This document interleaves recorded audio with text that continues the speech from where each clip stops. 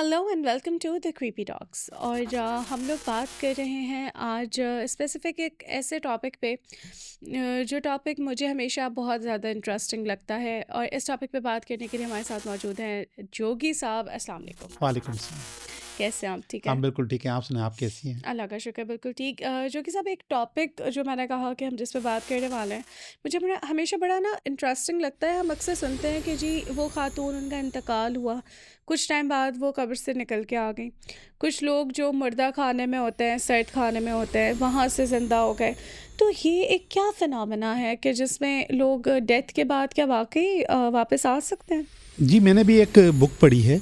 उसमें एक नहीं, दो नहीं, मैंने 100 लोगों के वाक़यात पढ़े हैं अच्छा। कि जिसमें लोग मर कर वापस आए, ओके। कि वो मर गए और इसके बाद वो ज़िंदा भी हो गए। तो मैं समझता हूँ कि मेडिकल साइंस में ये कुछ ना कुछ ऐसी चीज़ को ज़रूर देख लेंगे कि जिसमें ऐसा हो सकता है, मुमकिन है। ओके। मगर ये इसकी कोई परसेंटेज नहीं निकाल सकते। ये एवं ही कोई इक्का दुक्का वाक़या है। मैं आपको एक किस्सा सुनाऊँ।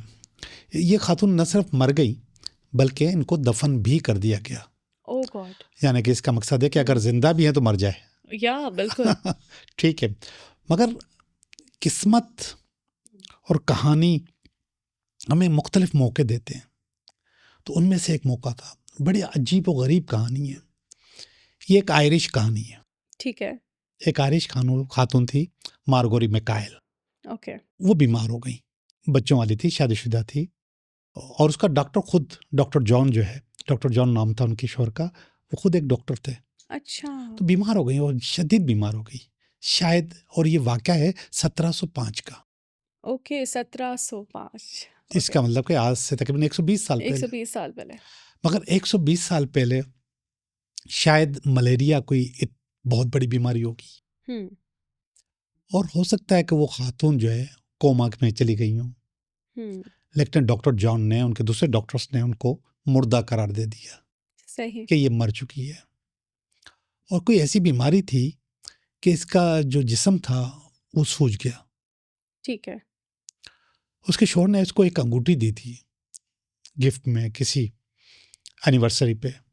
बहुत कीमती अंगूठी थी। तो जब उसको दफन कर रहे थे तो वो अंगूठी जो है ना, वो लोग उसकी उंगली से उतार नहीं सके क्योंकि वो जिस्म फूल गया भूल था, चुका था। फूल चुका था, उसको निकाल नहीं सके। तो ज़्यादा तकलीफ न देने के चक्कर में डॉक्टर जॉन ने कहा कि इनको ऐसे ही दफन कर दें। और ये बात पूरे छोटी सी बस्ती थी उसमें फैल गई कि एक कीमती अंगूठी के साथ एक खातून को दफन कर दिया गया। बहरहाल दफन कर दिया गया, ठीक है। कब्र में उतार दिया गया। मैं सोचता हूँ कि आज से 120 साल पहले भी ऐसे चोर थे जो कफन भी चुराते थे उस जमाने में भी। अच्छा। हाँ, ये प्रोफेशनल चोर थे, दो ओके। प्रोफेशनल चोर थे। तो 120 साल पहले भी ये सूरत हाल थी, इंसान की फितरत। आज भी वही सूरत हाल है। तो उनको पता चला, कब्र चोरों को, कि इसके हाथ में एक अंगूठी है। सही है। उन्होंने कब्र खोदी रात को, उसी रात को कब्र खोद दी। ओके। कब्र कहते हैं गीली, जिसकी मिट्टी भी गीली गीली हम्म। थी, मतलब वो कब्र उन्होंने खोदी। कब्र खोदने के बाद उन्होंने कोशिश की कि वो अंगूठी उतारें। ठीक। वो अंगूठी नहीं उतरी। उन्होंने फैसला कर लिया कि इसकी उंगली काट देते हैं। ओके। उनकी बॉडी की उंगली जो है उनकी काट बॉडी देते से उंगली काटते हैं। काट ठीक है। लेते हैं, उंगली काटेंगे तो अंगूठी उतर आएगी। उतर आएगी। जाहिर बात है कि जब आदमी इस किस्म के काम करता है तो इतना जालिम तो हो ही जाता है। तो उन्होंने सफाकाना तरीके से वो उंगली काटी। ओके। मगर हुआ क्या, जब वो उंगली कटी तो उसमें से खून की एक फुहार निकली। ओके, जैसे जिंदा इंसानों से हाँ, निकलते हैं। और शायद उस खून की फुहार से वो जो क्लॉट जो जम गया होगा, जिसकी वजह से उसकी मौत डिक्लेयर हो गई थी, वो निकल गया। ओके, ब्लड सर्कुलेशन रेगुलेट हो गई। औरत उठ के बैठ गई।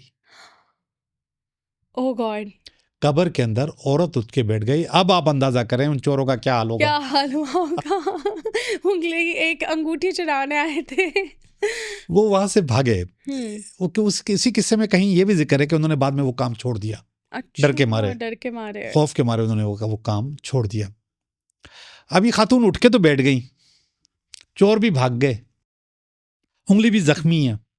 सही। वो सीधा कब्र के सुराख में से निकली जहां से उन्होंने वो घुसे थे, ओह गॉड। और सीधा अपने घर चली गई। ओह गॉड! घर वालों का क्या हाल हुआ होगा? घर वाले बेचारे बड़े रंजीदा, क्योंकि उसी रात इंतकाल हुआ था। बाप जो है अपने बच्चों को लेकर, डॉक्टर जॉन जो है बैठा हुआ था बच्चों को चिपका के। पहली रात थी उसकी बीवी के बगैर। तो दरवाज़ा नॉक हुआ। ओके। जब दरवाज़ा नॉक हुआ तो डॉक्टर जॉन कहते हैं कि बच्चों, अगर मैं तुम्हारी अम्मी को अपने हाथों से दफन करके नहीं आया होता तो ये नॉक आपकी अम्मी की है। अच्छा, वो नॉक पहचानता था। यार ये बड़ी अजीब किस्सा होता है, अजीब चीज़ होती है। हर इंसान का अपना नॉक होता है, बिल्कुल। दरवाज़ा बजाने का तरीका। मुझे याद है कि मैं अक्सर टूर पे जाया करता था। मेरे वालिद साहब का नीचे कमरा था घर में नीचे, मैं ऊपर रहा करता था। तो अक्सर मैं टूर से जब वापस आता था तो आधी रात को भी आता था, मुख्तलिफ शहरों के टूर पे जाता था। तो मेरे वालिद साहब दरवाज़ा नॉक किए बगैर कहते थे कि आ रहा हूँ, आ रहा हूँ। ओह! आपकी अब आहट मेरी पहचानते थे आहट से पहचान जाते थे। कि आ गए आप। कितना अजीब मामला है हाँ, ये। बड़े बहुत ही अचातो सिंधी में ख़ास। तो वो आके मेरे दरवाज़ा खोलते थे। मुझे याद है कि इस वाक़े के बाद जब वालिद साहब मेरे इंतकाल कर गए थे तो मैं ऐसे टूर से वापस आया, तो मुझे कुछ नहीं समझ में आ रहा था मैं क्या करूँ? दरवाज़ा नॉक करूँ, नहीं करूँ, क्या नहीं करूँ? बहुत मैं वहीं बैठ गया था। इमोशनल एक मोमेंट। बैठ गए थे कि हमेशा मेरे वालिद साहब मेरे लिए दरवाज़ा खोलते थे। तो बात कर रहे थे हम मारगोरी की। तो मारगोरी उसने डॉक्टर उठा और जाके उसने दरवाज़ा खोला तो कफन में उसकी बीवी खड़ी हुई है और उसके हाथ से खून बह रहा है। ओह गॉड! खौफ के मारे वो गिरा और उसका इंतकाल हो गया।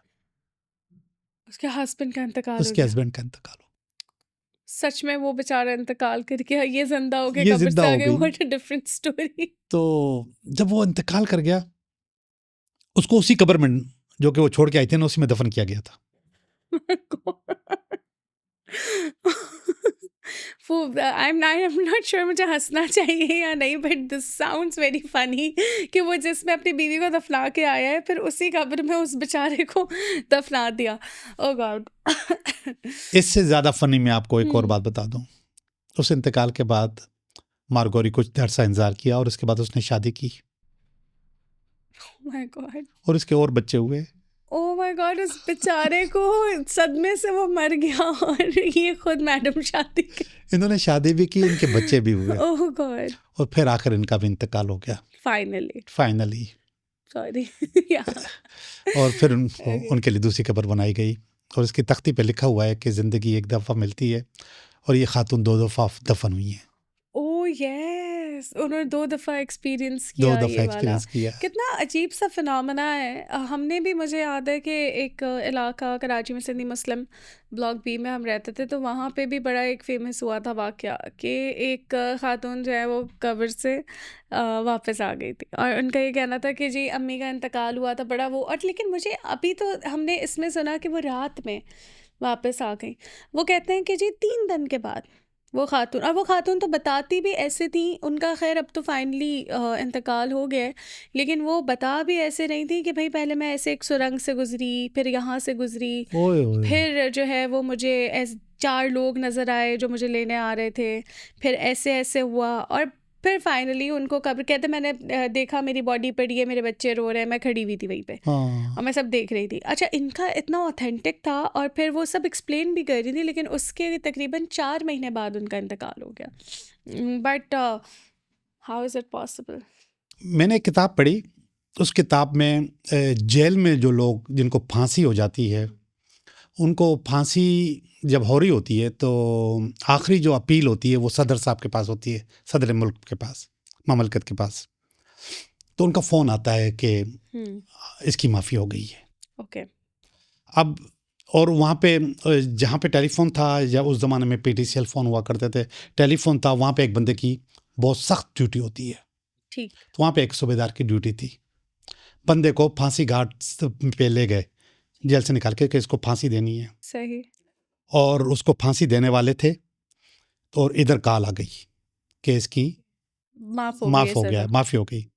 सूबेदार ने घड़ी की तरफ देखा तो टाइम हो चुका था। वो भागा है, पागलों की तरह भागा है। भाग के ये वहाँ पे पहुंचा और उसने कहा माफ़ी हो गई, ओके। और सूबेदार गिर गया। सूबेदार गिर गया, हाँ, ठीक है। चीख के बोला माफ़ी हो गई, उस बंदे का तख्तादार से वो वापस आ गया और सूबेदार मर गया। ये क्या? एक और वाक़या मैंने पढ़ा, किसी की मौत आनी थी मे बी, वो आनी थी, बहरहाल मैं आपको बताऊँ वो इतना जज़्बाती था, इतना जो वो इतना भाग के वहाँ पे जज़्बाती हुआ पहुँचा कि कि उसने उसकी कहा। उसका दिल ही हाँ, फट इसी तरीके से एक और साहब थे जिनको, ये सक्खर सेंट्रल जेल के वाक़ये हैं, ओके। मतलब ये इसमें झूठ नहीं है, ड्रामा नहीं है, कि उसको फांसी होनी थी और उसकी आखिरी मुलाकात थी अपने घर वालों से, और उसने अपनी माँ से कहा था कि मेरे लिए आओगी तो नाचते हुए आओगी वरना नहीं आना, और मुझे बिल्कुल दूल्हा बनाओगी आके।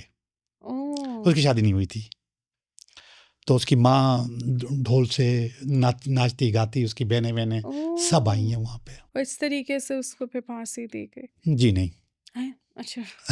हाँ, आप इतना सस्पेंस कर देते हैं जोगी साहब। तो आई, आके उसको मेहंदी लगाई है उसने, ओके। मेहंदी लगाई है, और उसको हम मोड़ कहते हैं, जिसको आप लोग क्या कहते हैं, सेहरा? सेहरा, हम मोड़ कहते हैं उसको। मोड़ पहनाए, कपड़े पहनाए, उसको तैयार किया, सेहरे गाए, सेहरा कहते हैं उर्दू जी, में, जी, जी। सेहरे वेरे गाए उसके, और उसकी माँ बाहर जाते ही उसका इंतकाल हो गया और उस बंदे की माफ़ी हो गई। ओह! तो ये कहीं ऐसा तो नहीं कि मलकुल मौत वहाँ मौजूद होते हैं और किसी न किसी की ये मौत आ अपनी जगह जाती होता है? होगा, मगर आप बताओ ना कि कोई माँ अपने बेटे को कैसे दूल्हा बना सकती है कैसे फांसी के, बना सकती है? तो वो उसका कलेजा कैसे उसका कट गया कैसे होगा, कट गया कट होगा और गया वो होगा, उस चीज़ को बर्दाश्त ही नहीं कैसे कर किया पाए होगा। कि मैं हाँ, बेटे को छोड़ के। अब मुझे याद आ रहा है कि मैं आपके प्रोग्राम के लिए वो किताब खरीद लूँ, वो कि किसी बहुत ही बड़े सियासतदान की ने, जो वहाँ जेल में मौजूद था, उसने ये नोट किए हैं सारे वाक़यात। वाक़यात।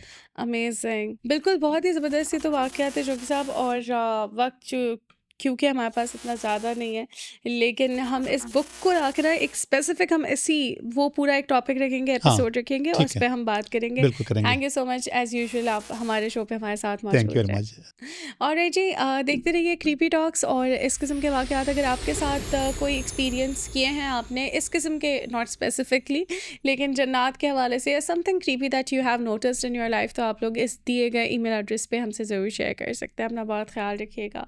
अल्लाह हाफ़िज़।